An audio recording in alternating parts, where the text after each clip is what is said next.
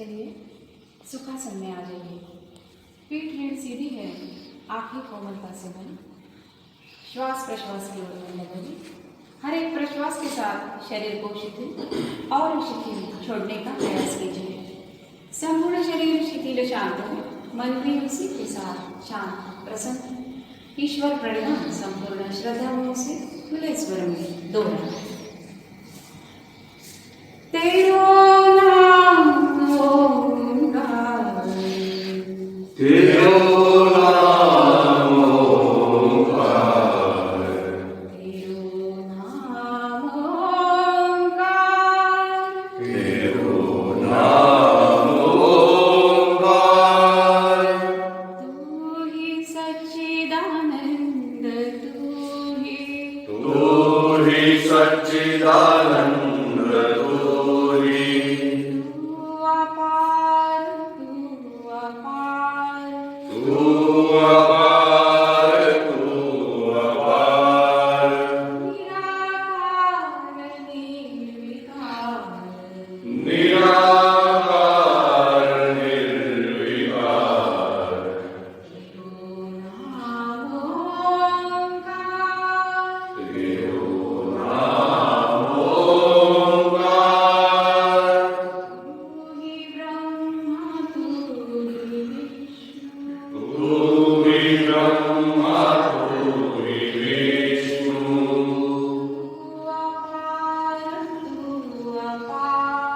तू अपार, तू अपार, निराकार निर्विकार, निराकार निर्विकार। तेरो नाम ओंकार, तेरो नाम ओंकार। तू ही गगन, तू ही पवन, तू ही गगन, तू ही पवन। तू अपार, तू अपार, तू अपार, तू अपार।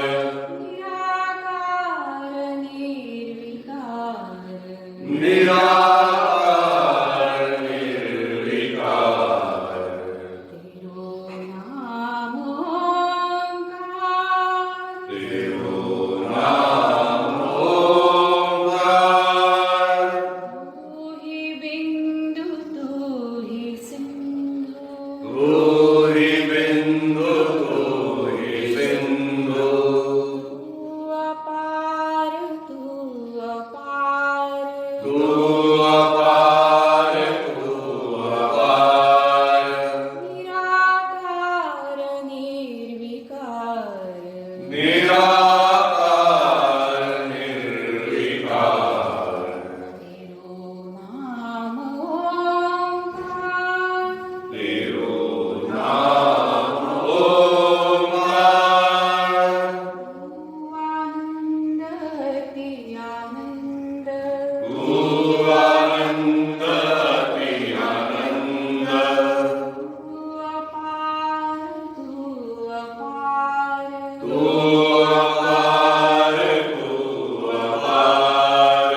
निराकार निर्विकार, निराकार निर्विकार। तेरो नाम ओंकार, तेरो नाम ओंकार। तेरो नाम ओंकार, तेरो नाम ओंकार। तेरो नाम ओंकार, तेरो नाम ओंकार। ओंकार, ओंकार, ओंकार, ओंकार, ओंकार।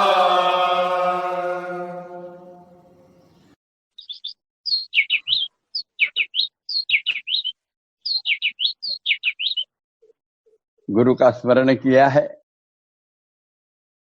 गुरु का भक्ति योग द्वारा गुरु से जुड़ गए हैं। ईश्वर प्रणिधान गुरु को ही ब्रह्मा विष्णु महेश नहीं पर ब्रह्म मानते हुए उन्हीं के साथ अभी हमने प्रणिधान साधा है। और अब गुरु पूजा की जो विधि है वह विधि प्रारंभ करने के लिए तैयार हो रहे हैं।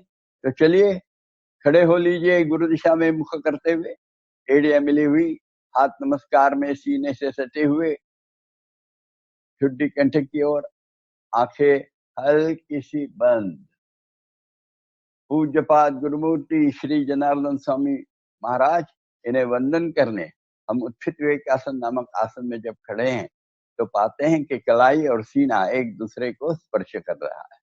वहां मन जाते ही और श्वास और प्रश्वास के साथ वह जो स्पर्श है कलाई और सीने का, उसमें अलगपन प्रतीत होता है। जैसे श्वास लेने के बाद जरा स्पर्श सघन लगता है तुलनात्मक, और प्रश्वास में तुलनात्मक शिथिलता का अनुभव आता है उस स्पर्श में। इस शिथिलता की ओर अधिक ख्याल करिए, मन एकाग्र करिए और कल्पना करते चलिए कि इस प्रश्वास में जितने शिथिलता का अनुभव आता है उससे अधिक शिथिलता दूसरे प्रश्वास में, तीसरे में उससे भी अधिक शिथिलता का अनुभव आने लगता है। अब यह शिथिलता केवल कलाई और सीना इतने ही भाग में सीमित नहीं है, तो पूरे शरीर में व्याप्त हो रही है। पूरा शरीर और शिथिलता से परिपूर्ण होते जा रहा है। वास्तव में संपूर्ण शरीर सर से लेकर पांव तक शिथिल हो गया है। हम देखने जा रहे हैं अवयव ध्यान इस प्रक्रिया में। शरीर के एक एक हिस्से का नाम लिया जाएगा, उस हिस्से की ओर मन ले जाना, और वहां और कुछ तनाव खिंचाव बाकी है क्या, कोई शेष है क्या देखना। यदि लगता है तो और शिथिल छोड़ने का प्रयास भी करना। जैसे मस्तिष्क का शीर्ष भाग मन चक्षु से देखा है, उसे शिथिल छोड़ दिया है।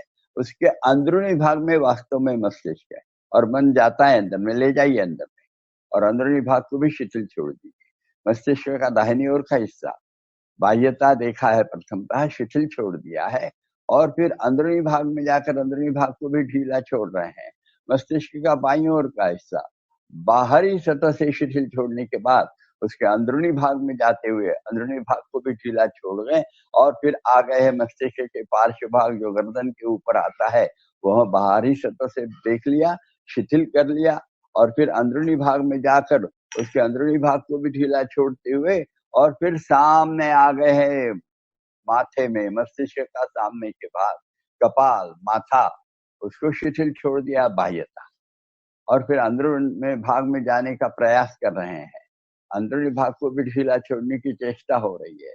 फिर दोनों कानों को देख लिया है, कान ढीले छोड़ दिए हैं, कानों को छेद है उससे अंदर जाते हुए अंदरूनी भाग को भी ढीला छोड़ रहे हैं, और फिर दोनों गालों को ठुड्डी से लेकर कनपट तक देख लिया और शिथिल छोड़ दिया, और फिर दोनों कनपटों को भी शिथिल छोड़ दिया, और फिर दोनों भवें, भ्रूमध्य शिथिल, आंखों की पलकें ऊपर वाली निचली अर्धगोलाकार स्पर्श उनका, अंदर में पुतलियां, शरीर को गोलाकार चिपटी है, वह मन गोलाकार घुमाते हुए उसको शिथिल छोड़ते हुए, और फिर हम आ गए हैं नथुनों के पास। दोनों नथुने अंदर में जाते हुए शिथिल छोड़ते छोड़ते जा रहे हैं। तो जाते जाते हम गले में उतर गए हैं, वहां जुह्वा मूल है उसको भी शिथिल छोड़ा, जुह्वा शिथिल, दंतपंक्तियां शिथिल, मसूड़े शिथिल, ओठों का अर्धगोलाकार स्पर्श देखते हुए उन्हें भी शिथिल रखा है, और ठुड्डी को देखते हुए ठुड्डी को शिथिल छोड़ा, गले में गए, गला कंठ के साथ शिथिल छोड़कर, और गर्दन में जाकर गर्दन की सभी हड्डियां और स्नायु पुंज ढीले छोड़कर गर्दन के बड़े हड्डी से रीढ़ को देखना चालू किया। नीचे में एक एक हड्डी शिथिल शिथिल करते करते कमर के बड़े हड्डी तक आ गए हैं, और फिर दाहिने कमर से पीठ को दाहिनी ओर से देखा है। बिना फसली का भाग पीठ का प्रथम देखा, उसे शिथिल छोड़ा, फिर फसलियों में एक एक फसली देखते हुए शिथिल छोड़ते हुए जा रहे हैं दाहिनी ओर से। दाहिने कंधे का पुट्ठा जो बड़ी हड्डी है उसको ढीला छोड़ दिया, दाहिना कंधा ढीला छोड़ दिया, और फिर आ गए हैं बाएं कंधे के पास, बायां कंधा शिथिल, बाएं कंधे के पुट्ठा शिथिल, फिर वहां से फसलियां एक एक करते हुए शिथिल छोड़ते हुए बिना फसली का जो भाग है उसको भी शिथिल छोड़ दिया पीठ का, और फिर बाएं तरफ से कमर भी शिथिल छोड़ दी। संपूर्ण कमर शिथिल होने के बाद कमर के दाहिने बाएं ओर से दाहिने बाएं बगल तक दोनों बाजुएं ढीली छोड़कर दोनों कंधे देखे शिथिल कर लिए, दोनों दंड शिथिल कर लिए। दंड गोलाकार घूमते हुए जाइए, शिथिल करते करते करते कोहनियों तक आ गए क्या, और कोहनियां शिथिल कर ली। प्रकोष्ठ कोहनियों से कलाई तक के हाथ पूरे शिथिल छोड़ दीजिए, फिर कलाइयां शिथिल छोड़िए। हथेलियां एक दूसरे को स्पर्श कर रही है, पर फिर भी दाहिने हाथ स्वतंत्र रूप से देखिए, दाहिने हथेली बाएं हथेली भी स्वतंत्र रूप से देखिए। हाथ की 10 उंगलियां सभी जोड़ों से ढीली छोड़कर कलाई और सीने के स्पर्श के पास से सीने को देखा है, दाहिने बगल से बाएं बगल तक शिथिल छोड़ रहे हैं। और फिर खड़ा सीना देखा है, गले के दाहिने बाएं और छोटी छोटी हड्डियां है ना, वहां से देखना चालू करो दोनों तरफ से। एक एक हड्डी ढीली ढीली ढीली करते करते आखिरी फसली तक आ गए, वहां तक ढीला करने के बाद पेट का ऊपरी हिस्सा ढीला। नाभि देखिए और रुकिए, नाभि के अंदर में चले जाइए। अंदर में 72,000 नाड़ियों का समूह है, अंदर से ही उसको संपूर्ण ढीला छोड़ दीजिए। मन कहीं भी जाता है, याद करिए, उसको अंदर ले गए। वही ओटीपोट है तल पे, उसको भी ढीला छोड़िए। फिर जंघा के जोड़, नितंब पुट्ठे ढीले, जंघाएं वह भी गोलाकार है, गोल घूमते घूमते ढीले छोड़ते हुए घुटनों की कटोरियां ढीली छोड़ दी। पीछे में स्नायु पुंज है, वह भी ढीले छोड़े, और फिर घुटनों से टखनों तक पिंडलियां ढीली छोड़ी। दोनों पिंडलियां ढीली होने के बाद दोनों टखने दोनों ओर से ढीले छोड़कर एड़ियों का अर्धगोलाकार अस्तित्व देखा है। और अस्तित्व देखने के पश्चात फिर तलपांव और जमीन के स्पर्श के पास मन ले गए हैं। तलपांव भी शिथिल है, पांव की 10 उंगलियां शिथिल छोड़कर उनका भी जमीन से हो रहा स्पर्श देखते हुए दोनों तलपांव पर समान भार है, दोनों घुटनों में समान वजन है, कमर में शरीर संतुलित है, यह देख लिया है तो शरीर शांत और स्थिर, मन भी शांत और स्थिर। ऐसे शांत और स्थिर शरीर मन से गुरु महाराज के समाधि की तरफ जा रहे हैं। समाधि मंदिर दिखने लगा है, देख लिया समाधि मंदिर, और वह मंदिर देखने के बाद समाधि का कक्ष, और उस समाधि कक्ष में अंदर जाते हुए दरिया बिछी है, वहां से अंदर में पहुंच गए हैं और गुरु महाराज को वंदन किया है समाधि के पास में जाकर। और बीच में इच्छा हो गई अब नतमस्तक हो लें, इसलिए बैठ गए वज्रासन में, हाथ पीछे बांध लिए, माथा जमीन में टेक दिया, और टेक को गुरु महाराज को एक प्रार्थना कर रहे हैं। हे स्वामी जी, जीवन में समाधान, सुख और निरोगी अवस्था प्राप्त होने के लिए यथाशक्ति क्यों न हो, किंतु निरंतर योगाभ्यास कर पाऊं, इसलिए प्रेरणा तथा बल दीजिए।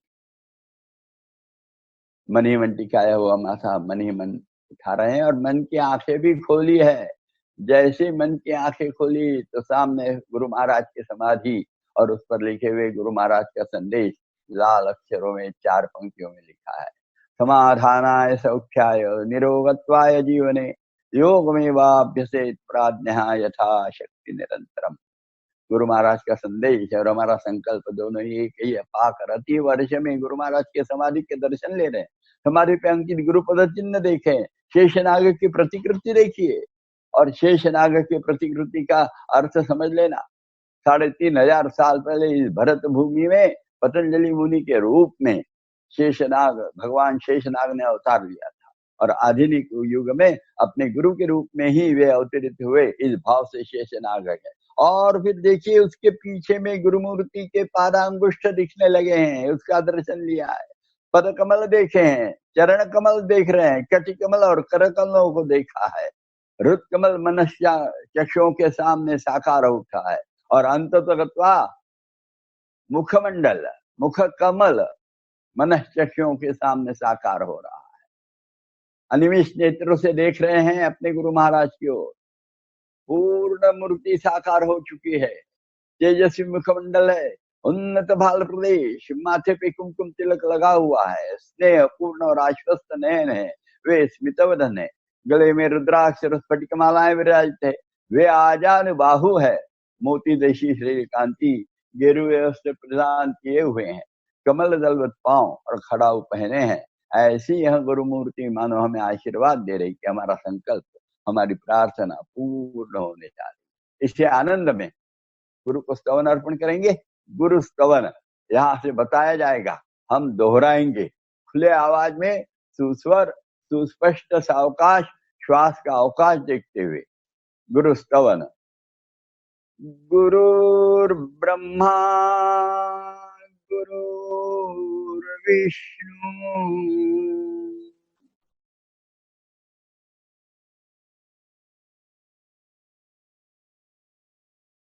गुरुर्देवो महेश्वरः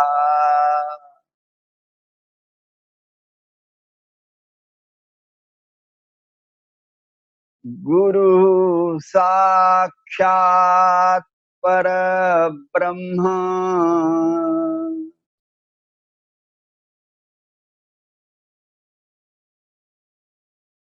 तस्मै श्री गुरवे नमः।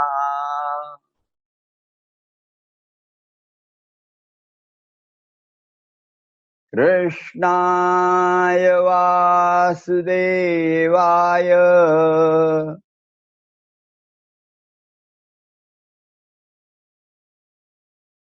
हरये परमात्मने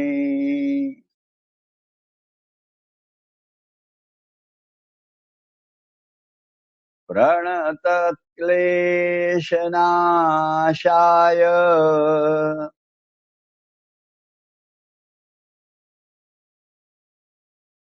गोविन्दाय नमो नमः।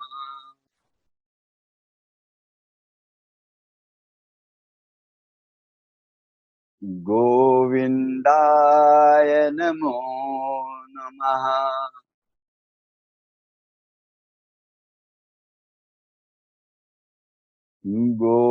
गोविन्दाय नमो नमः।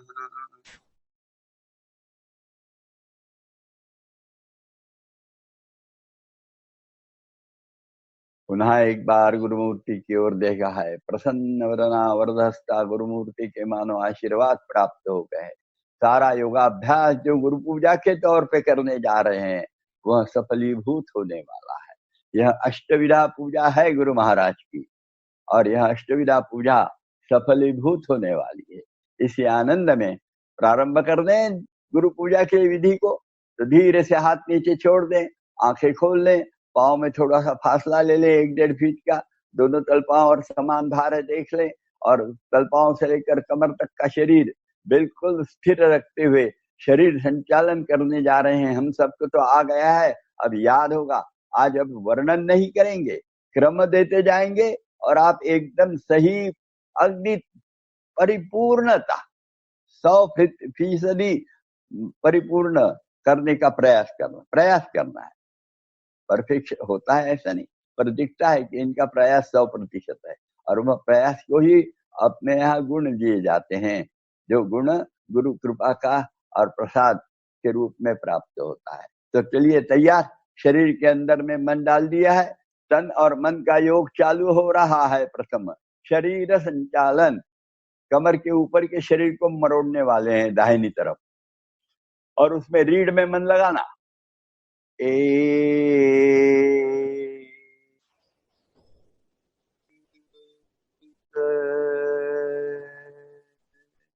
समझो अभी हमने मरोड़ लिया, तो उसमें श्वास लेकर रोककर मूलबंध लगाकर और फिर मरोड़ा था, यहाँ श्वास छोड़ दिया और फिर शरीर शिथिल हो गया। तब उसका लाभ लीजिए और देखिए रीढ़ की हड्डियां कमर के पास से मरोड़ सकते हैं क्या, सीने का पिंडा और मरोड़ सकते हैं क्या, उनकी हड्डियां मरोड़ सकते हैं क्या, दाहिना कंधा पीछे ले जा सकते हैं क्या, और फिर गर्दन मरोड़ कर ठुड्डी दाहिने कंधे के सीध में लाकर बंद आंखों से दाहिने कान देखने का और प्रयास कर सकते हैं क्या, और फिर शरीर में झांक लिया और फिर धीरे से वापिस आ रहे हैं।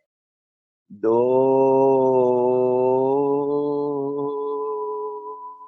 वापिस आते समय समझ गया ना, आंखें, गर्दन, कंधे, सीना, पेट, ऐसा धीरे धीरे वापस आएंगे। फिर हाथ छोड़ेंगे, ऐसे ही बाईं तरफ करेंगे। अब अधिक वर्णन नहीं करेंगे, बराबर करना याद करते हुए। वो 2 स्टेप में पूर्ण स्थिति होनी चाहिए।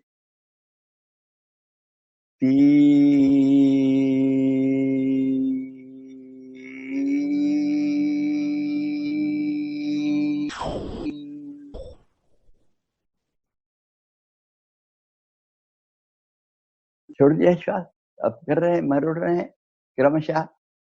कमर, पीठ, कंधा, गर्दन, आंखें, और वह सब होने के बाद फिर धीरे से वापस भी आ रहे। 4 क्रमशः वापस आना चाहिए धीरे धीरे। आखिरी में हाथ छूट जाना, और फिर शरीर खींचना, झुकाना है आगे पीछे, तो खींच कर झुकाएंगे आगे पीछे, दाहिने बाएं। और उसके लिए 5 और 6 में हाथ ऊपर जाएंगे। 5 खंडे के आजू बाजू में फैलाए हाथ, हाथ की गति देख रहे हैं, हाथ जमीन को समांतर आ गए हैं, ये भी देख लिया है मन की आंखों से। और फिर हथेली आकाश की ओर घुमाते हुए 6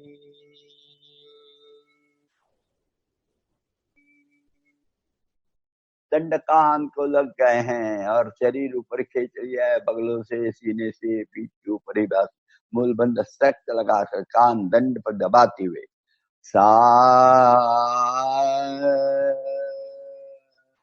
दाहिने तरफ झुको झुको। अब ये पता है कहाँ झुकना है, और दंड कान पे दबाना है, पर शरीर का प्लेन मेंटेन करना है। और अब ढीला छोड़ दो और जाते जाओ नीचे तिल तिल। और ये बाईं तरफ का खिंचाव और दाहिनी तरफ ऊपर से नीचे और नीचे से ऊपर कमर के पास आने वाला दबाव देखने के बाद 8 शरीर ऊपर खींचते हुए बाईं तरफ का दंड कान पे दबाते। 9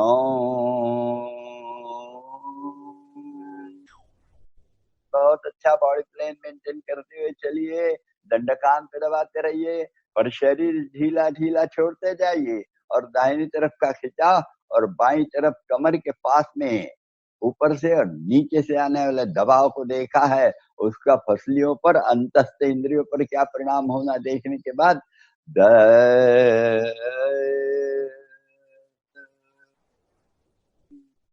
11 में पेट पुट्ठे जड़ना है, सामने खंडे गर्दन पीछे, पीछे मुड़ना है।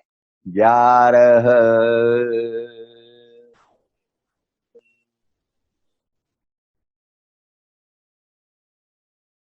12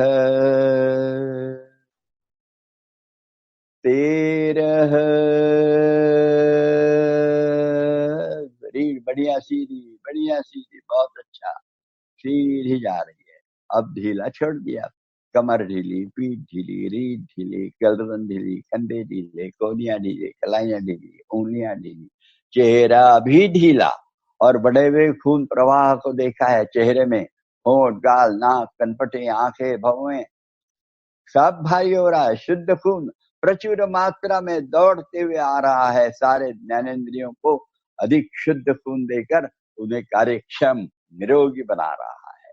मस्तिष्क में भी प्राप्त हो रहा है शुद्ध खून, मस्तिष्क भी अधिक कार्यक्षम हो रहा है। इस भाव से थोड़ा देर रुकने के बाद ऊपर आना प्रारंभ कर रहे हैं 14 में।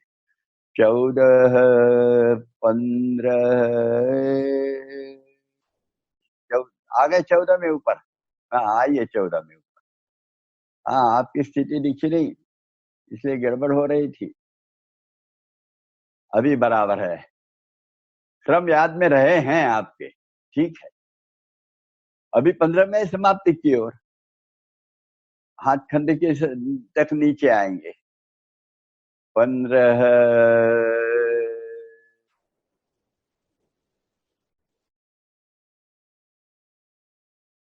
हाँ, आने दो नीचे बाया हाथ थोड़ा सा और। 16,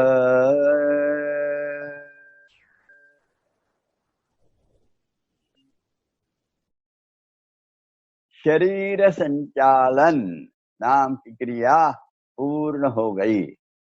शरीर संचालन सब कुछ है। और इसके बाद में चलिए एक आसन और करें, पाद संचालन। शरीर संचालन कमर के ऊपर का, पाद संचालन कमर के नीचे का हिस्सा, ऊपर का हिस्सा स्थिर। तो इसके लिए हाथ पीछे बांध लीजिए शंकर के रूप में, और जरा हाथ पीछे खींच लीजिए, और फिर दाहिना पैर प्रथम ऊपर उठाना। एक 90 अंश, बिल्कुल, बहुत अच्छा। और फिर 2,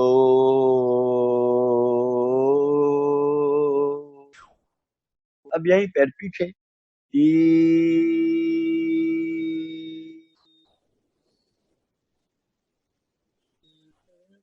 4, 5 में दाहिना पैर दाहिनी ओर, 5, शरीर बहुत सीधा रखिए, बहुत अच्छा है। 6,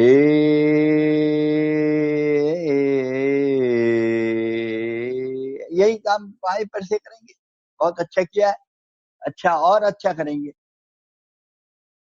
1,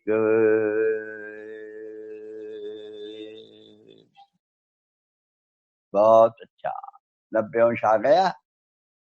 स्नायुओं को देखा। 2, स्नायुओं को देखना अंदर में क्या परिणाम होता है।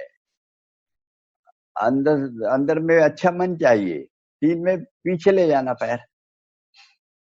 3, घुटने में सीधा खींचो, पीछे में उंगलियां भी खींचो। 4,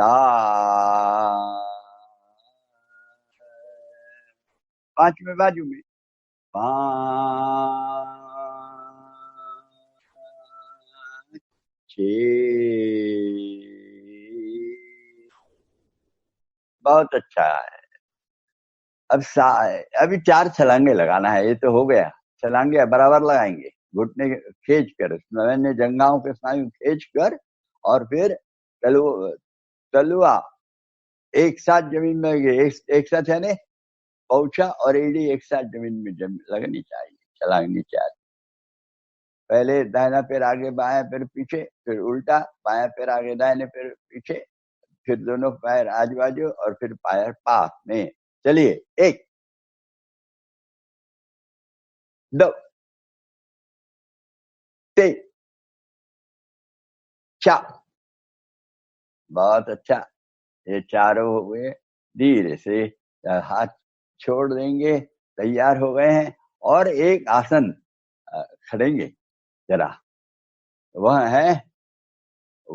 है ताड़ासन। एक, उंगलियां फैलाई है, बढ़िया फैलाई है। अंगुली और अंगूठा जितना खींचेंगे वैसे उंगलियां खींची जाएगी, और बिल्कुल ऊपर जाना है, दंड कान को लगने तक।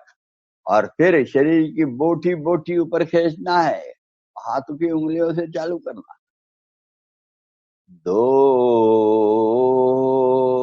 उंगली के एक एक कोर खींचे हैं, कलाई खींची है, कोहनी खींची है, दंड खींचा है, कंधे खींचे, गर्दन खींची है, गला खींचा है, बगले खींचे, पीठ के ऊपर हिस्सा खींचा, सीना ऊपर खींचा, पेट ऊपर खींचा है, कमर ऊपर खींची है, जंघाएं ऊपर खींची है, जंघाओं के जोड़ और जंघाएं, घुटने ऊपर खींचे, पिंडरियां ऊपर खींची, टखने ऊपर खींचे, और एड़ियां ऊपर खींच ली है। और वह खींचने के बाद थोड़ा सा कमर ढीली छोड़कर पेट अंदर लेते हुए, मूल बंद और लगाते हुए, उंगलियां उठा रहे हैं पैर की, धीरे धीरे धीरे अंगूठे के अग्रभाग में आ जाएं, और शरीर में झांक रहे हैं। 3, शरीर ढीला, एड़ियों से नीचे छोड़ लिया, पूरा शरीर सामान्य होने के बाद अब हाथ नीचे ले आएंगे। 4,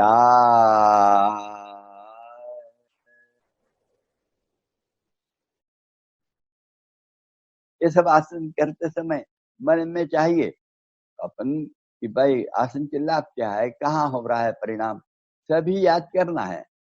बहुत आवश्यक है ये सब चीजें। इससे हलाली कैसे दुरुस्त हो रही है, रीढ़ में क्या हुआ, पेट के क्या फायदा हुआ, शरीर के स्नायुओं में क्या फायदा हुआ, पाँव के पिंडलियों में क्या फायदा हुआ, ये सब देखते हुए रहना। कंधों में क्या फायदा हुआ, गर्दन में क्या फायदा हुआ, ये जब देखते हैं ना, अंदर में जाते हैं आसन, तो फिर सही बोलते हैं आसनों को अंदर में जाना ही चाहिए। अभी ये हो गया है तो फिर आज बैठे खड़े होकर तो 2 आसन हो गए। शरीर संचालन ये तो रोज होगा ही, वो आसन पहले एकदम अलग है। वो 2 आसन आज किए। अब पीठ पर लेटे हुए आसन में जाएंगे, तो चलिए आनंद मंदिर आसन के लिए तैयार। एक में दोनों हाथ जंघा पर, 1 2, धीरे धीरे नीचे बैठते जाएंगे और जंघाएं जमीन को समांतर बना रहेंगे, हाथ घुटनों पर रहेंगे, एड़ियों पर बैठे हैं और शांत चित्त होकर, दत्त चित्त होकर आंखें बंद भी कर ली है। यह है आनंद मंदिर आसन।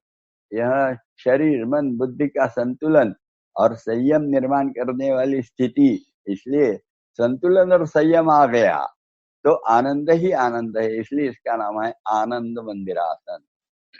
अब धीरे से घुटने टेक देंगे और पीठे पर लेटे हुए आसनों की स्थिति में आ जाएंगे। पीठ पर लेटे हुए आसनों हैं और उसमें क्या हो रहा है, गुरु दिशा में सर हो गया है, उल्टी दिशा में पैर, पैर की एड़ियां मिली है, अंगूठे मिले है, पाउल आपल्याकडे ओढलेला है, दंड कान से सटे हुए हैं, जमीन पे हैं और ठुड्डी कंठ की ओर है और हल्का मूल बंद लगाकर कमर के पास की जो हड्डी है वो जमीन में लगी है क्या, क्योंकि ओटी पे तलपेट अंदर में खींचा, ओटीपोट यानी तलपेट, वो अंदर खींच गया मूल बंद के साथ, तो वह कमर की हड्डी जो है वो जमीन में लगने लगती है और रीढ़ अधिक सीधी होती है।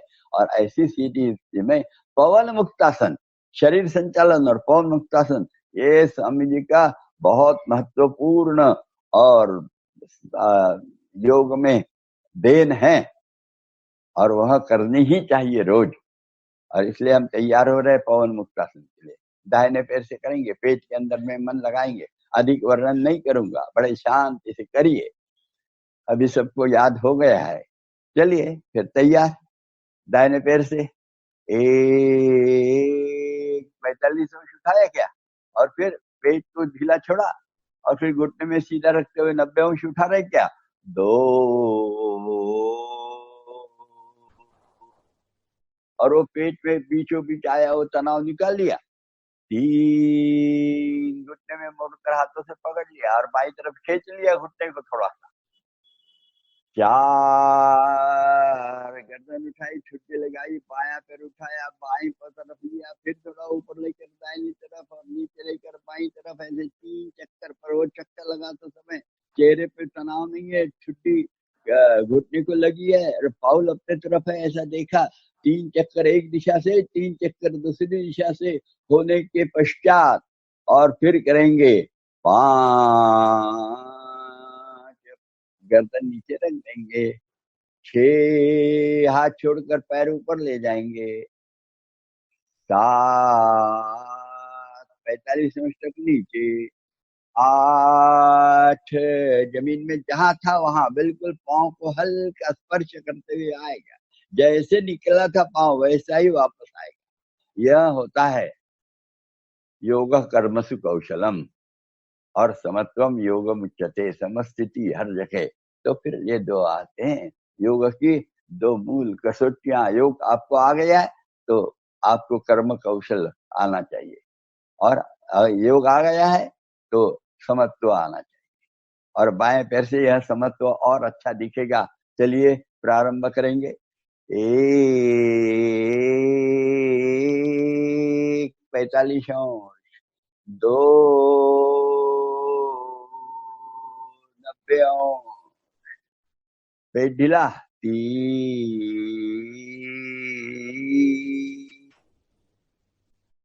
बहुत अच्छा, खींच लिया पैर थोड़ा दाहिनी तरफ, 4 गर्दन उठाकर छुट्टी लगाकर दाहिना पैर दाहिनी तरफ लेकर फिर जो घुमाया है 3 बार एक दिशा से और फिर 3 बार उल्टी दिशा से, ऐसे घुमाएंगे 3-3 बार और वह घुमाना पूर्ण हो गया कि पैर नीचे रख देंगे, 5, गर्दन भी नीचे रख देंगे। अब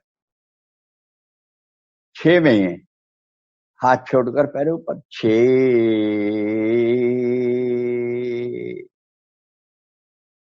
7, याद है 45 दशक लाया, बहुत अच्छा। 8, अब बिल्कुल पांव को मंद स्पर्श करते हुए आएगा, कहीं भी घर्षण नहीं होगा, बहुत अच्छा। अभी दोनों पैर से करना है। 1, 2, 3, बना ली गठरी, बहुत अच्छा। आज कुछ नहीं बताया, परीक्षा ली है कि आपको सब याद है क्या? बहुत अच्छा याद है, परीक्षा हो गए। चेहरा पर केवल अभी तनाव मुक्त किया है क्या? मंद मंद स्मित चेहरे पे रखते हुए अब यह आगे का काम करना है। 4,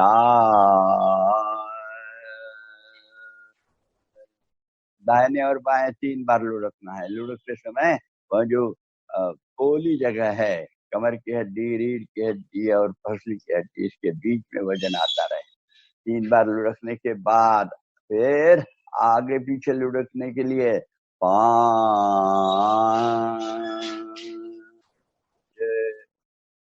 बढ़िया आगे पीछे लुढ़को भाई, बहुत अच्छा। और छुट्टी लगी रहती है घुटने को, अच्छी बात है। 6,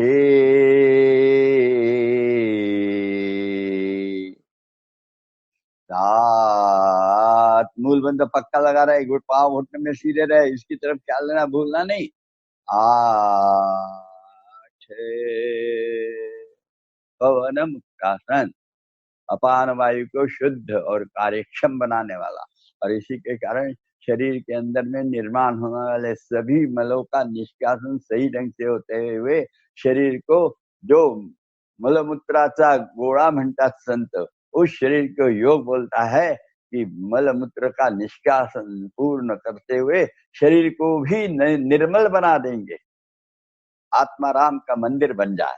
इस भाव से स्वामी जी ने यह पवन मुक्तासन की और खोज की है, इसको याद रखना। और इसके बाद में फिर चालू करेंगे हम सर्वांगासन, पीठ पर लेटे हुए आसनों में चालू हो रहा है। 1, 2,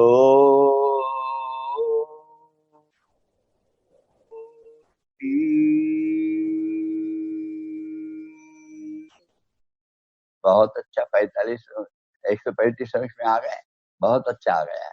ऐसे परफेक्शन आ रहा है। ये तो 8 दिन में परफेक्शन, बहुत अच्छी बात है। पर केवल हाथ देखिए, हाथ सीधे है क्या? कलाई में थोड़े से टेढ़े हैं, उसको सीधा करो, कंधे ढीले छोड़ो, गर्दन ढीली छोड़ो, और फिर 4, हाथ का सहारा पीठ को देते हुए पांव ऊपर ले गए हैं, और फिर गर्दन और गला ढीला छोड़कर और शरीर ढीला स्वस्थ होने के बाद हाथ कंधे की तरफ खिसका कर और ले गए हैं, और फिर रुके हैं। इसमें पांव की हलचलें हैं, वो बताई नहीं है, बताएंगे आगे, अभी कल थोड़ा सा इसमें सुधार करेंगे।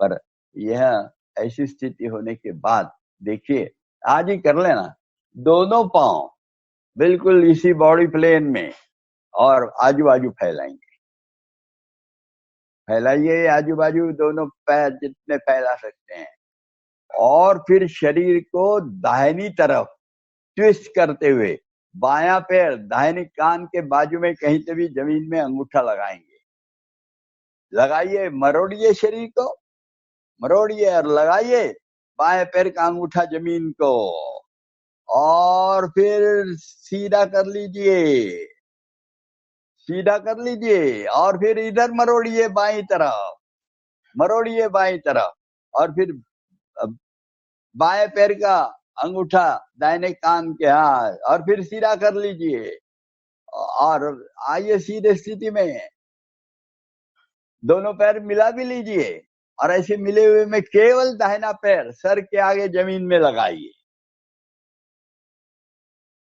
और वह जमीन में लगाने के बाद वो जगह पे ले जाइए, फिर बायां पैर लगाइए ऐसा ही, और वो लगाने के बाद जगह पे ले गए, और फिर जंघा से लेकर घुटने तक दाहिना पैर ज्यों के त्यों रखते हुए घुटने से केवल ढीला छोड़ देना, तो एडी को लेके पास पटकेंगे। छोड़ दो ढीला, दाहिना पैर सीधा कर लो, बायां पैर ऐसा ही ढीला छोड़ो, सीधा करो, दाहिना सीधा, बायां सीधा, और एक बार दाहिना सीधा, बायां सीधा। बहुत अच्छा, इतने हलचलें बताइए स्वामी जी ने।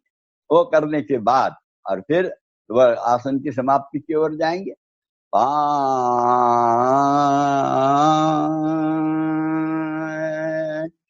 अभी गर्दन की हड्डी से कमर की हड्डी तक एक एक हड्डी गिनते हुए लगाते जाइए, और ऐसे ही दबा के रखिए। 6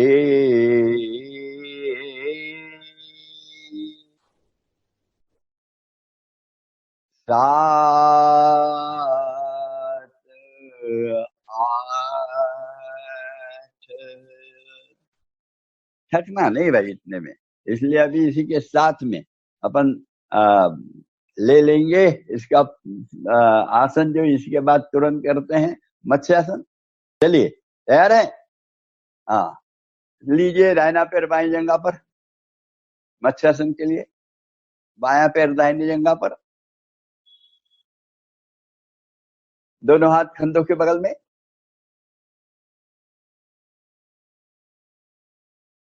उंगलियां कंधे के पास में आनी चाहिए, कोहनियां एक दूसरे के पास में आकाश की तरफ, और फिर हाथ पे थोड़ा जोर देते हुए कंधे की तरफ से उठाएंगे पीठ और गर्दन अंदर डालेंगे। 4, और फिर जाकर पांव के पौचे पकड़ेंगे, खींचेंगे अपने तरफ, कोहनियां जमीन में गाड़ेंगे, जमीन में गाड़ने के बाद शरीर का आधा वजन कोहनियों पर, आधा वजन मस्तिष्क के पास, और फिर जरा गर्दन और अंदर डालेंगे, कोहनियां दबाएंगे, सीना ऊपर करेंगे, जमीन और दीवार दूर जहां मिलती है उसको देखने के बाद आंखें बंद करते हुए शांत रुकेंगे, और ऐसे शांत रुकने के बाद थोड़ा देर रुकने के पश्चात धीरे से आसन छोड़ना प्रारंभ करेंगे। 5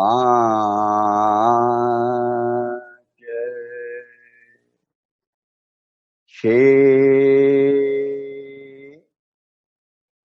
7, एक पैर लंबा, 8, बाया दाहिना पैर लंबा, अब ऐसे बाया पैर से भी कर लेंगे। 1 2 3 4,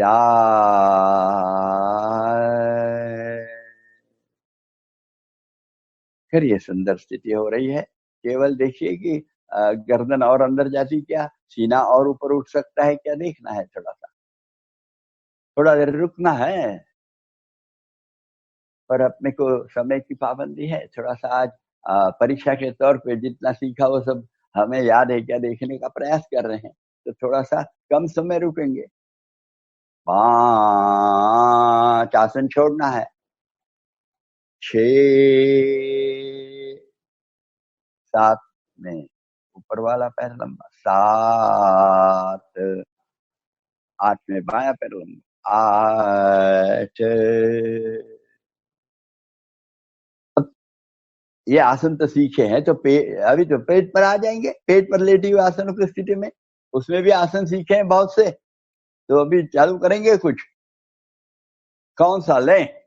आज अपन पहले भुजंगासन लेंगे और शलभासन लेंगे, और बाद में धनुरासन लेंगे, 3 आसन लेंगे। तो चलिए तैयार हैं ना? पेट पर लेटे हुए आसनों में आ जाइए एकदम, और बिना आराम किए एकदम तैयार हो गए हैं। भुजंगासन, एड़ियां मिली क्या, अंगूठे मिले पैर के, उंगलियां सोइए, कपाल जमीन को लगा है, हाथ सामने है। 1 दोनों हाथ सीने के बगल में रख दिए, आखिरी फसली के पास में आना चाहिए, कोहनियां एक दूसरे के पास में। अब केवल गर्दन ऊपर उठाएंगे छत देखने के लिए। दो, बढ़िया उठाइए भाई, केवल गर्दन उठनी चाहिए और ऐसा कर दिखना चाहिए, एक सुंदर कर, बहुत ट्रिमेंडस कर, वर्तुल बनने वाला कर दिखना चाहिए। और ऊपर ले जाओ गर्दन के ऊपर। हाँ, और थोड़ा सा, बहुत अच्छा। 3, पहले पेट सीना, बाद में ठुड्डी, फिर गर्दन अंदर, नाक का छोर और कपाल। 4, 5 में दोनों हाथ पुट्ठों पर। 5,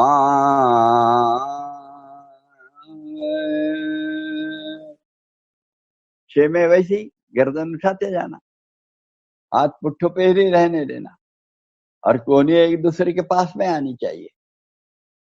6,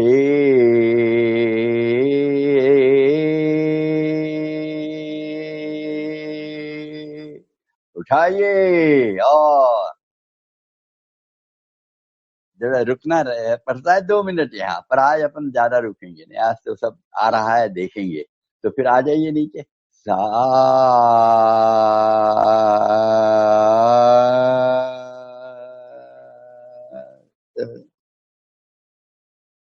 8,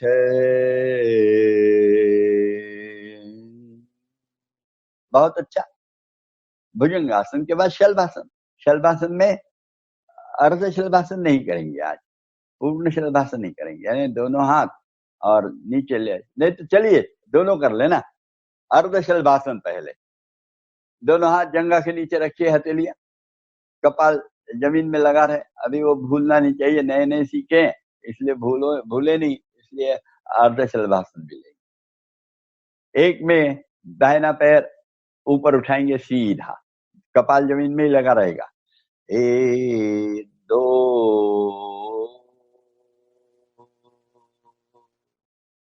उठाया और उठ सकता है क्या देखो, घुटने में सीधा करो।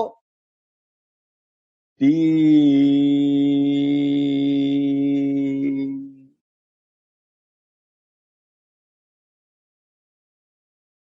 अभी बाएं पैर से भी ऐसे ही करेंगे। 1, उठाओ और उठाओ। 2,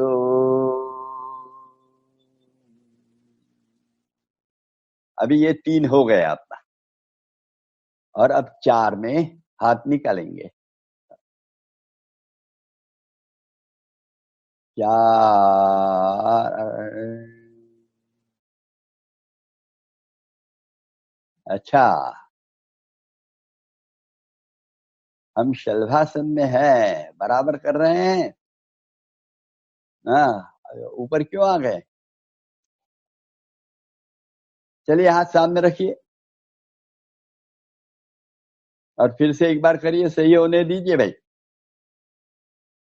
एक में दाहिना हाथ अभी सामने, दाहिना पैर ऊपर आएगा, 2 में नीचे जाएगा, फिर बायां पैर सामने आएगा, फिर नीचे आएगा, फिर दोनों हथेलियां जंघा के नीचे में जाएंगी, बराबर करना है। 1,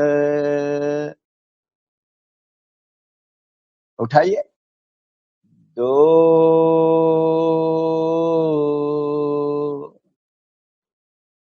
3 में बायां पैर। 3,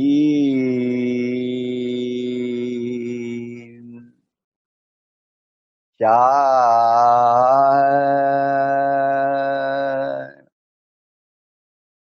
अब दोनों हाथ जंघा के नीचे रखेंगे, रख लिए। 1, हाँ, ये अपन इसको 5 समझे अभी।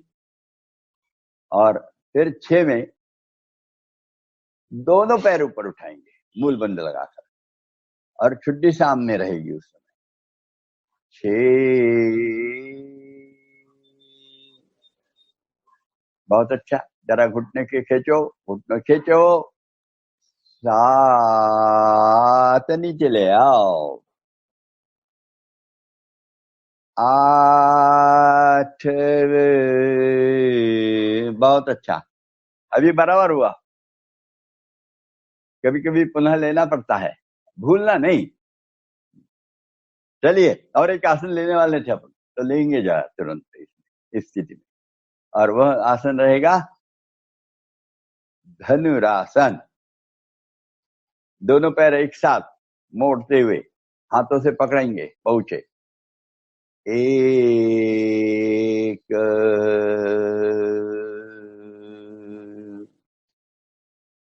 पांव पास में रहने दो, पहुंचे पकड़ो, घुटने मिले हुए रहने दो, 2, पहले जंगा बाद में गर्दन ऊपर उठाओ, मिले हुए रहने दो, जितना उठता है उठना, पर मिले हुए रहने दो, धीरे धीरे आएगा। थोड़ा देर रुकना चाहिए, नाभि में मन लगाना चाहिए, और ऊपर देख सकते हैं क्या शरीर ढीला छोड़कर प्रयत्न करना चाहिए, और फिर छोड़ना चाहिए। लगा दिया कपाल जमीन में और जंगा नीचे रख दी, कमर एकदम ढीली छोड़ दी, और फिर 4, बहुत अच्छा, झटका नहीं लगा, ये अच्छा हुआ। समझे क्या? आज आखिरी में शवासन लेंगे ना, थोड़ा सा और कर ही लेंगे, तो बैठे हुए आसनों की स्थिति में आ जाएंगे। 1, 2, 3, 4, और पहला अपन बैठे हुआ आसन करेंगे। आज अपने को 2-3 आसन आ गए हैं, है ना? तो पहला तो कर लें। पहला कौन सा आ गया है? गोमुखासन आ गया है, तो गोमुखासन करेंगे। 1, दाहिना पैर मोड़ लिया क्या? एड़ी कुल्ले के पास आ गई है। 2, घुटने के ऊपर घुटने आ गए हैं। बायां पैर का तलु एड़ी दाहिने कुल्ले के पास में आ गई। अब दाहिना हाथ पीछे से लेंगे, गर्दन की तरफ उंगली ले जाएंगे। 3, 4, ले जाइए बायां हाथ ऊपर, दंडकान को लगे, और फिर कंधे से पीछे छोड़िए हाथ, ले जाइए पीछे, और फिर मोड़िए कोहनी से। हाँ, पहले सर को नहीं लगेगा कभी हाथ, और फिर कमर थोड़ी ढीली छोड़ो, मूल बंद शक्ति लगाकर पेट और अंदर खींचो, और शरीर फिर ऊपर खींचो, और रुक थोड़ा देर। इसमें तो रहे, रुकना चाहिए। गुरु महाराज का यह सबसे शायद सभी आसन तो प्रिय होंगे ही उनको अपने को, पर उनकी जो स्थिति है पोस दी जिन्होंने एक बार जीवन में, तो वो मुखासन की। इसलिए अपने पास स्वामी जी के जो मूर्ति भी बनी है, तो कैसी गोमुखासन में बनाई, बड़ी सुंदर स्थिति है गुरु महाराज की। हम भी उसी स्थिति को और बड़ा आनंद लेते हैं, इसमें चाव लेते हैं सब लोग, और इसलिए फिर छोड़ रहे हैं उसको, आसन को। 5,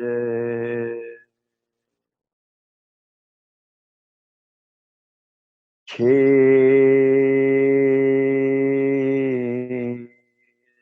7, 8, बायां पैर, 1, 2,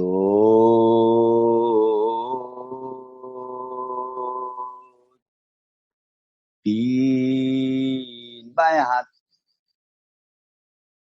4, दाहिना हाथ ऊपर ले जाएंगे, दंड कंधे को चिपकाएंगे कान को, और कंधा पीछे ले जाएंगे, फिर मोड़ेंगे और पकड़ेंगे। ये बहुत कंधे बराबर आ गई कोहनी सर के पीछे, बहुत अच्छी बात है। अब पुट्ठे ढीले छोड़े, कमर ढीली छोड़ी, मूलबंध अच्छा लगा है, पोटी पोटो अंदर लिया, फिर शरीर ऊपर खींचा, और थोड़ा देर रुक के गुरु का स्मरण करते हुए कि यह तेरा आसन है, तुझे को ही अर्पण, हमें तो केवल प्रसाद दे देना, समाधान सुख और निरोगत्व का। ऐसा कहते हुए धीरे से ऊपर वाला हाथ छोड़ेंगे। 5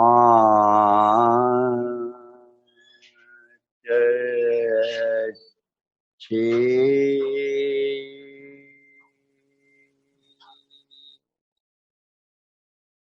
7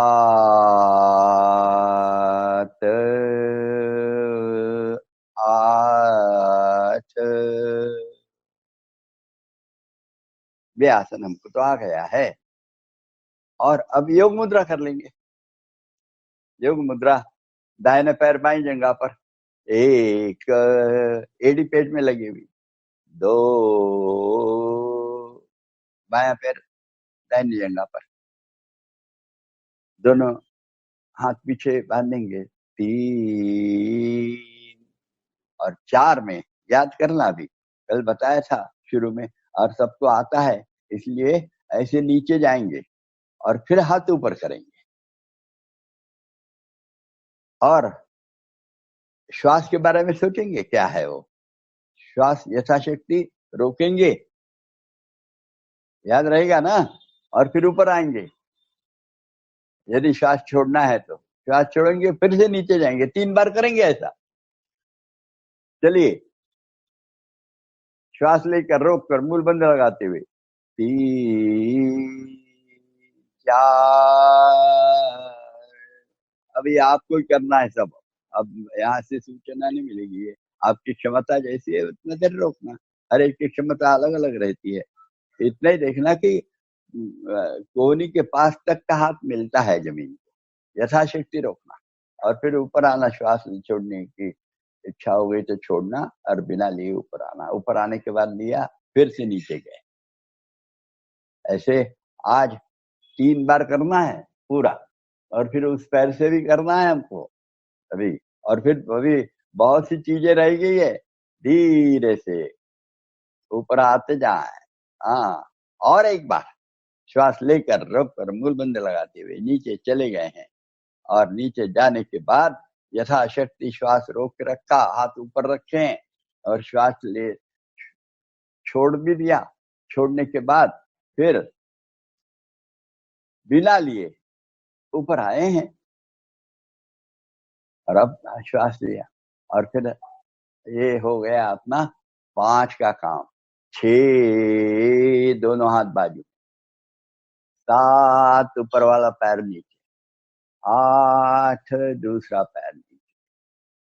ऐसा ही बाएं पैर से भी करेंगे। 1 बायां पैर लो, 2 दाहिना पैर लो, 3 हाथ पीछे बांध लो, श्वास लेकर रोककर मूल बंद लगाते हुए 4 जाइए नीचे और करिए, 3 बार करिए पूरा। अपना अपना अपना बराबर ख्याल करते हुए 3 बार करिए। और आज देख रहे हैं कि कितना समय लगता है, तो पूरा कर 3 दिन, जिस जैसे अपन रुक सकते हैं वैसा देखेंगे, कैसे अपनी क्षमता है फेफड़ों की, कितना देर श्वास रोक सकते हैं। समय की तो अच्छी ख्याल पर अनावश्यक प्रयास नहीं करना। श्वास छोड़ने की इच्छा है छोड़ देना, बिना ये ऊपर आना, फिर ऊपर आकर लेना। ऐसे 3 बार करते हैं, और वो 3 बार हो गया तो फिर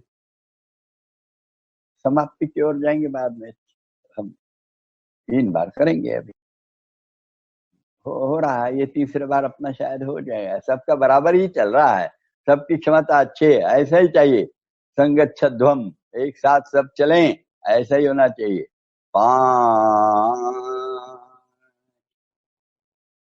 6 7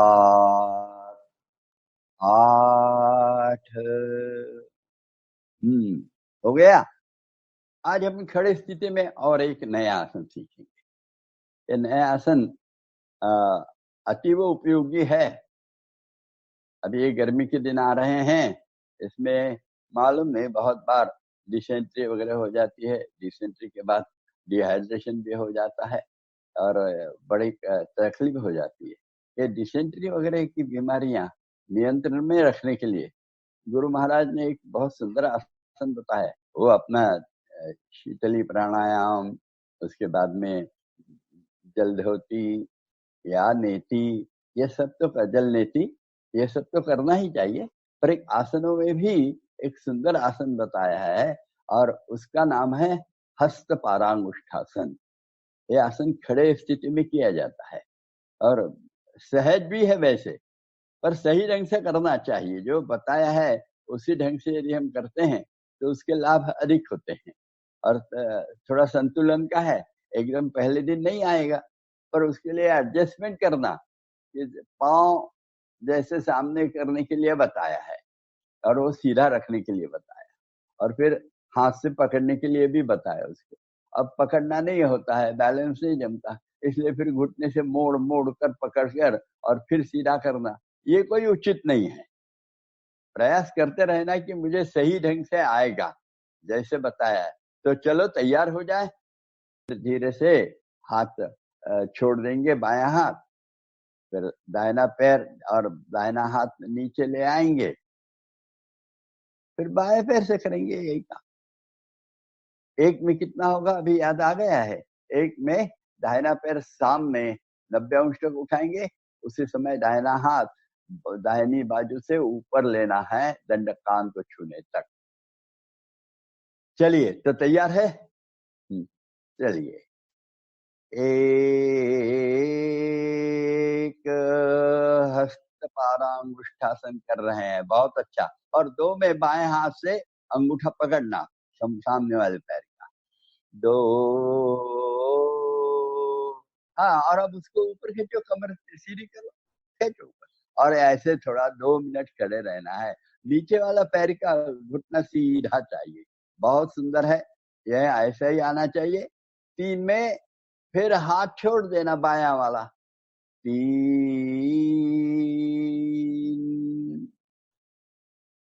4, पाँव भी नीचे ले आना, हाथ भी नीचे ले आना, और यह समाप्त हो गया एक दिशा से।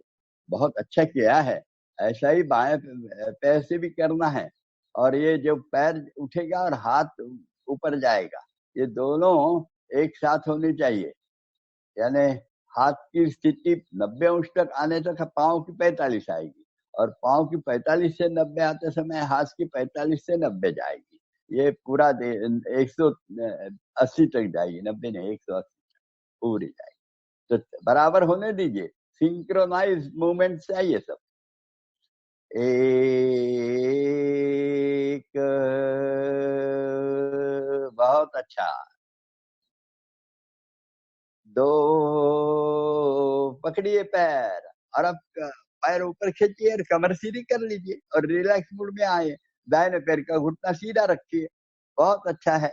यह स्थिति अच्छी रहती है, बहुत ही सुंदर स्थिति है। इसको धीरे धीरे 2 मिनट रखने का प्रयास यदि हम करते हैं तो इसके बहुत कुछ लाभ हैं। अभी थोड़ा सा पकड़ के रखिए ना, थक गए तो फिर छोड़ेंगे अपन, पर घुटने के लिए अच्छा है। पाँव, हाथ, पेट, कमर, इसके विकार दूर हो जाते हैं और मोटापा कम होता है, मल शुद्धि होकर पचन क्रिया बढ़ती है, और मुख्यतः डिसेंट्री यानी आंव पर उपयोग होते हैं। 3 हाथ छोड़ दिया, और 4 हाथ और पैर धीरे धीरे अभी बताए वैसे ही नीचे आएंगे। बहुत अच्छा हुआ। ये है आज का आसन जो था, यह आसन बड़ा सुंदर है। देखिए, अभी आपने किया है, फिर से एक बार थोड़ा सा अभ्यास करेंगे ताकि पक्का हो जाएगा। ये आसन पक्का होना चाहिए। तो तैयार है? दाहिना हाथ, दाहिना पैर, 1,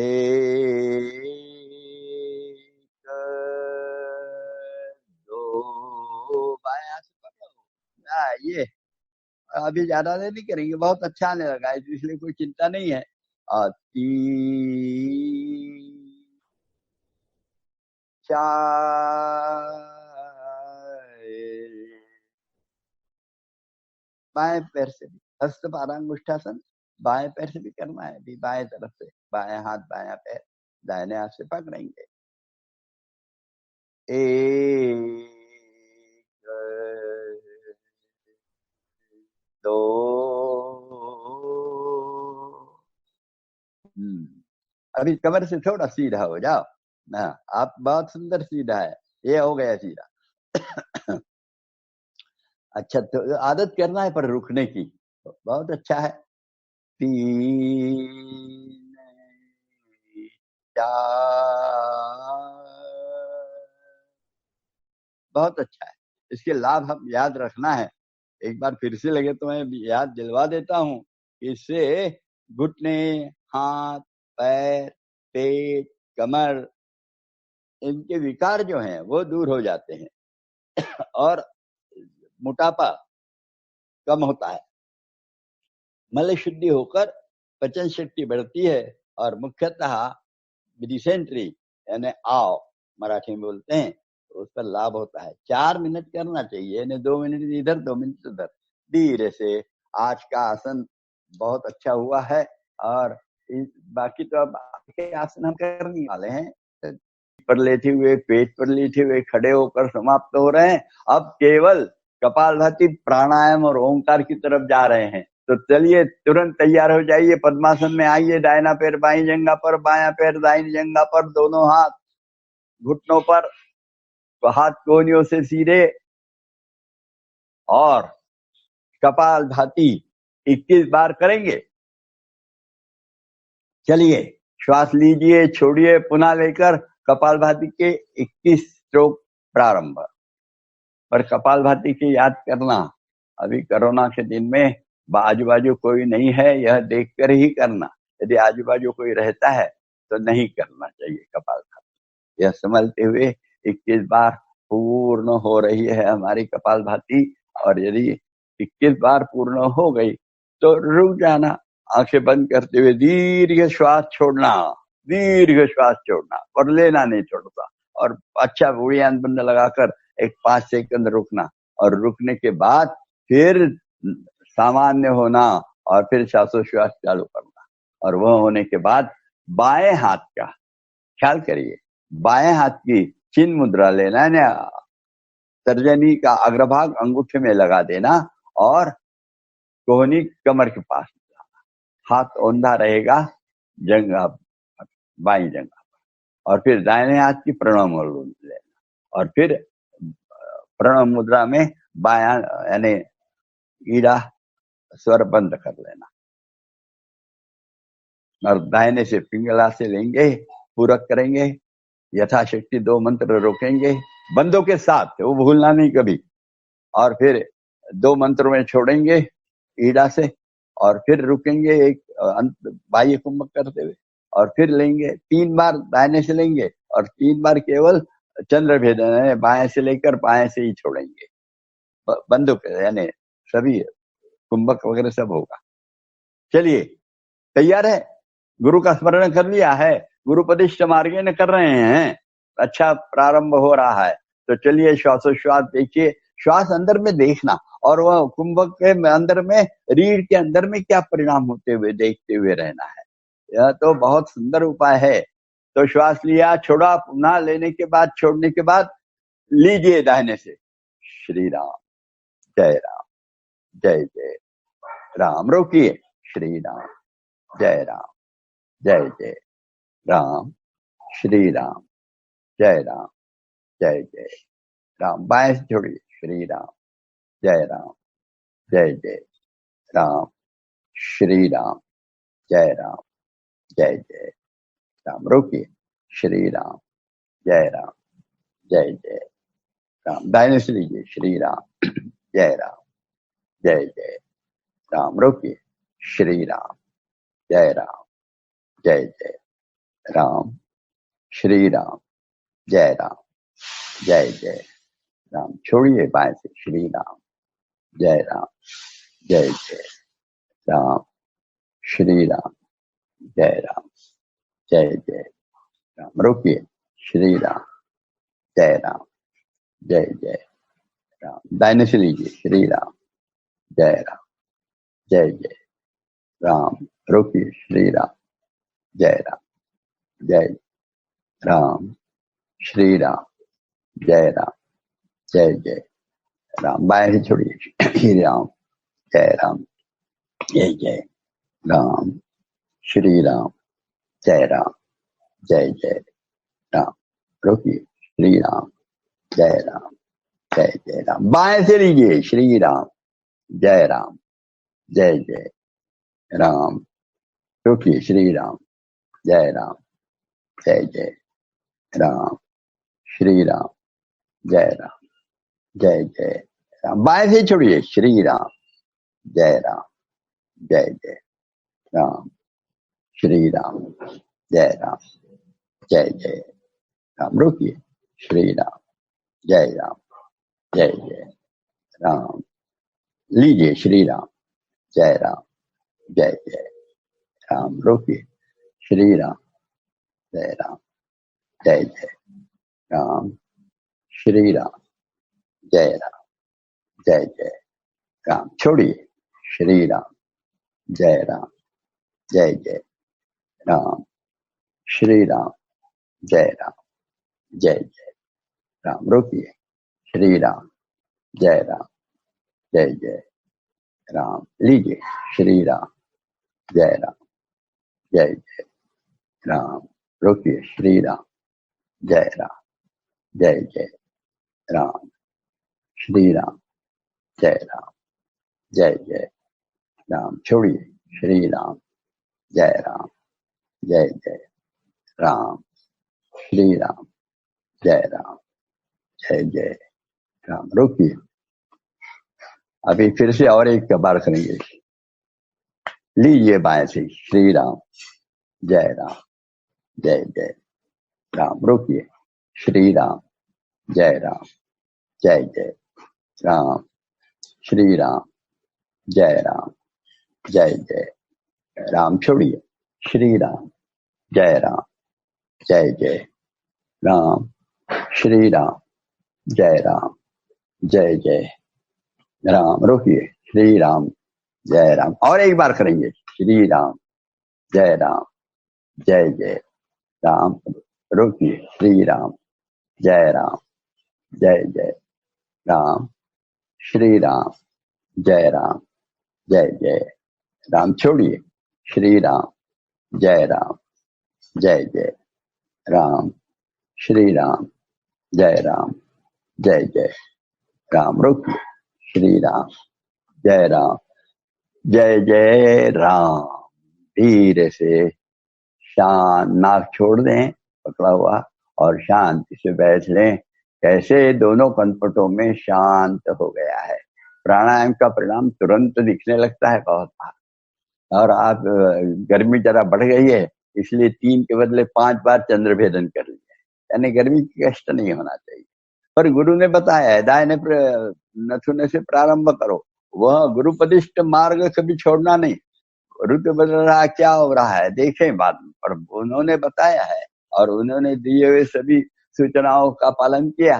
तो अभी कैसे याद में आ गया मुझे कि अरे आज तो गर्मी ज्यादा है, तो अपन 3 बार कर लें, और इसलिए 3 के बदले 5 बार कर लिया।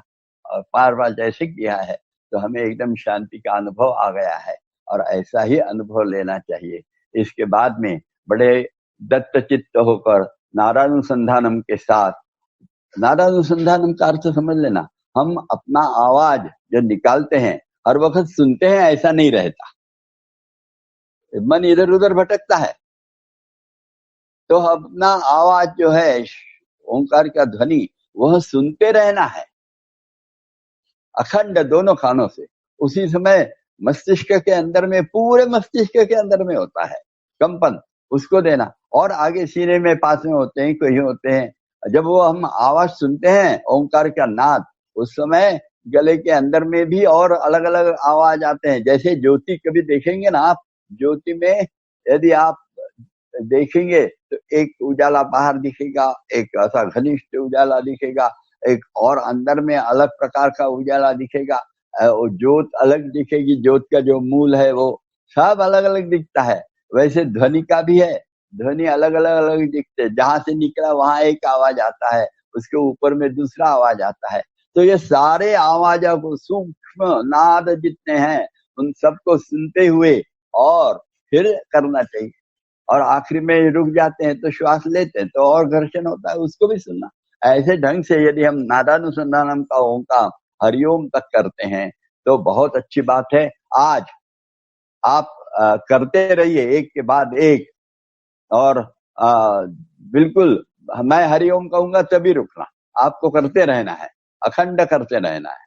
चलिए, शांत हो गए, गुरु का स्मरण कर लिया है, ईश्वर का जो स्वरूप है, तस्य वाचका प्रणवाः, यानी ईश्वर का नाम है, और पुकार रहे हैं हम, बिल्कुल द्रौपदी की तरह बुला रहे हैं, तो आएंगे, और गुरु के रूप में आए हैं, और उन्हीं की कृपा हमको प्राप्त हो रही है। इस भाव से ओंकार के लिए तैयार।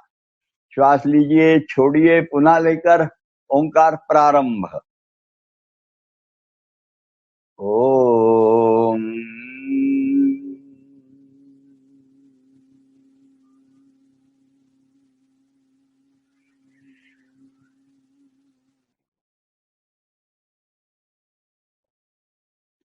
करते रहिए, मैं हरिओम कहूंगा तब बंद होना।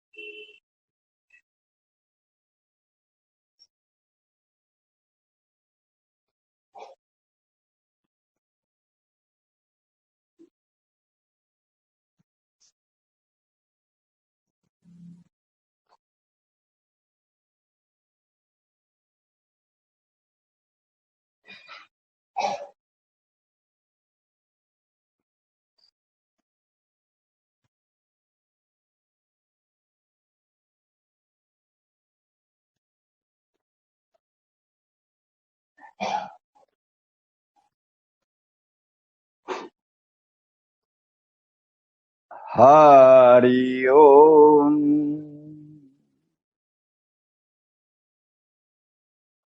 शांत बैठे हैं, सीने में ख्याल दिया है, श्वास प्रश्वास भले ही होते रहे, किंतु उसकी अनुभूति नहीं आ रही है सीने में। अभी जरा ख्याल करते रहिए। हाँ, शायद अभी आने लगी है। तो अपने दोनों भावों के बीच में जो जगह है, भ्रू मध्य कहते हैं, उसे मन की आंखों से, तन की आंखें नहीं चढ़नी चाहिए।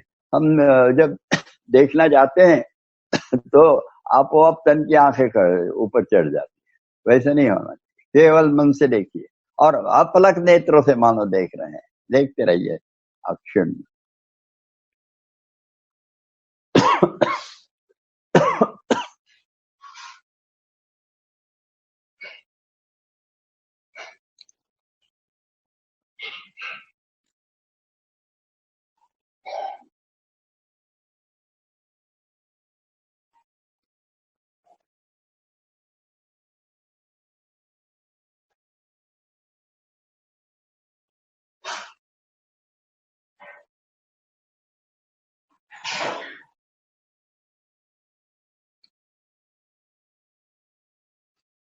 चलिए, देहभान लेते हुए अभी सभी अष्टविधा पूजा पूर्ण हो रही है। अब नैवेद्य लगा दिया है, जो हमको ले जाना है, समाधान सुख और निरोगत्व का प्रसाद सामने रखा हुआ है। बस अब चालू करिए आरती के लिए। प्रार्थनासन में आ जाइए धीरे से। प्रार्थनासन, घुटनों के बल खड़े हो गए, घुटने मिले हुए, एड़ियां मिली है, अंगूठे मिले हुए हैं, उंगलियां सोई है, हाथ नमस्कार में सीने से सटे हैं, छुट्टी कंठ की ओर है, आंखें हल्की सी बंद है, श्वास प्रश्वास को देख रहे हैं। और फिर एक एक पंक्ति बता रहा हूं, बड़े गौर से कहते जाना। पूर्ण प्रार्थना, एक एक पंक्ति बताई जाएगी और दोहराना है। अभी हमको याद हुआ है नहीं, पता नहीं, इसलिए अभी एक एक पंक्ति ही होगी और आप बाद में उसको दोहराएंगे। असंख्यात नावे जया दे लोक,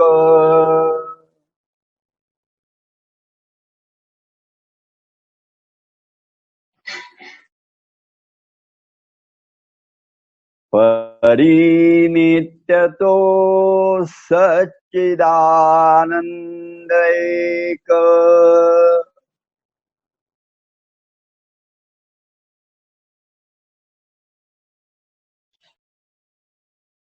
जयाच्या बळे चालतो हा पसारा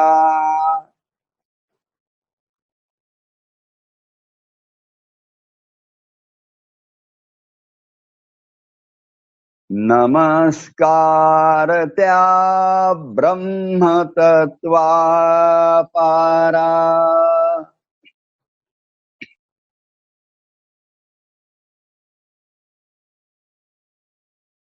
नभी सूर्य विश्वास जो तेज देतो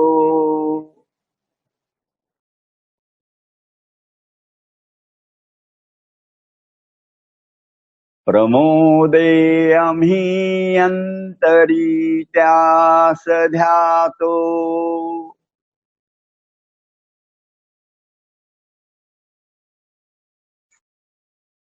तये प्रेरणा बुद्धि ते देत जावी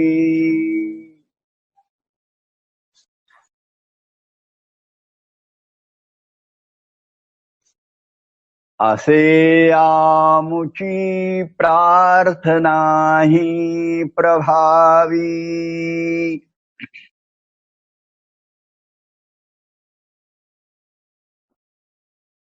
प्रभो पूर्ण आरोग्य आम्हा असावे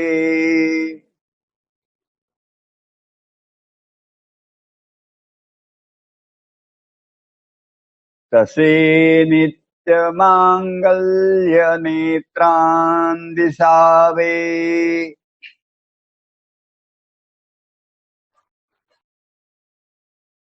कधी दैन्य दारिद्र्य आम्हासी ना हो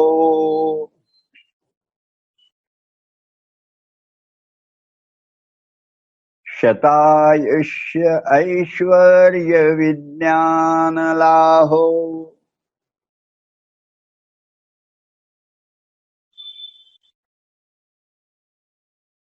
योगेन चित्तस्य पदेन वाचाम्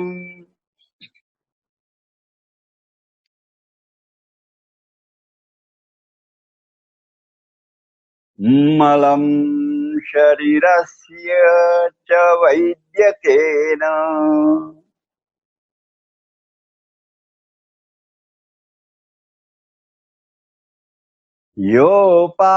योपाकरोत्तं प्रवरं मुनीनाम्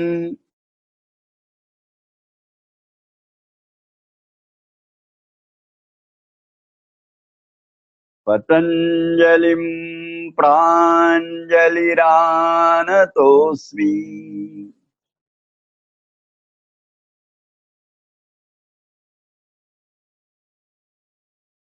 ॐ पूर्णमदः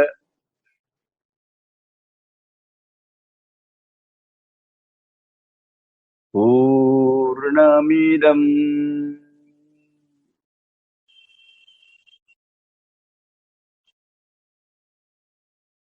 पूर्णात् पूर्णमुदच्यते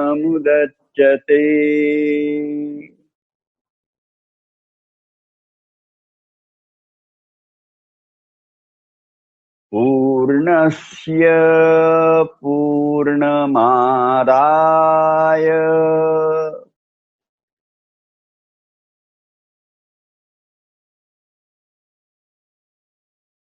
पूर्णमेवावशिष्यते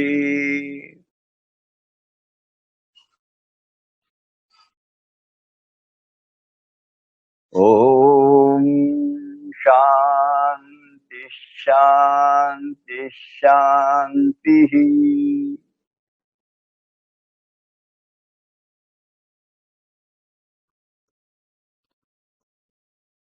सद्गुरु श्री जनार्दन स्वामी महाराज की जय।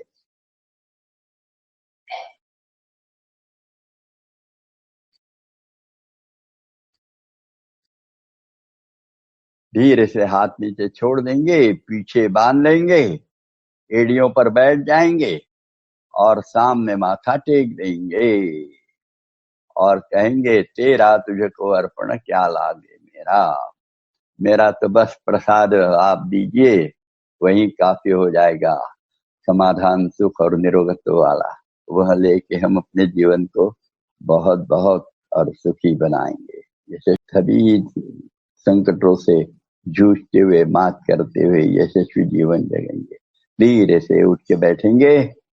तो अब तो थोड़ा सा अभी तक के आसनों के बारे में, प्राणायाम के बारे में और ओंकार के बारे में जरा सुनेंगे। और वैसे थोड़ा 5 मिनट, और योग का मूल उपयोग क्या है यह भी हर वक्त, वो तो तकरीबन रोज थोड़ा थोड़ा हमें बताया ही जाता है कि नहीं, योग ये केवल व्याधि दूर करने के लिए ही है। ऐसा दवा खाने का दवाई तरीका है, भाई पेट दर्द दे रहा ये आसन करो, पीठ दर्द दे रहा वैसे वो आसन करो, फलाना हो रहा है ढकाना करो, ये चीज नहीं है।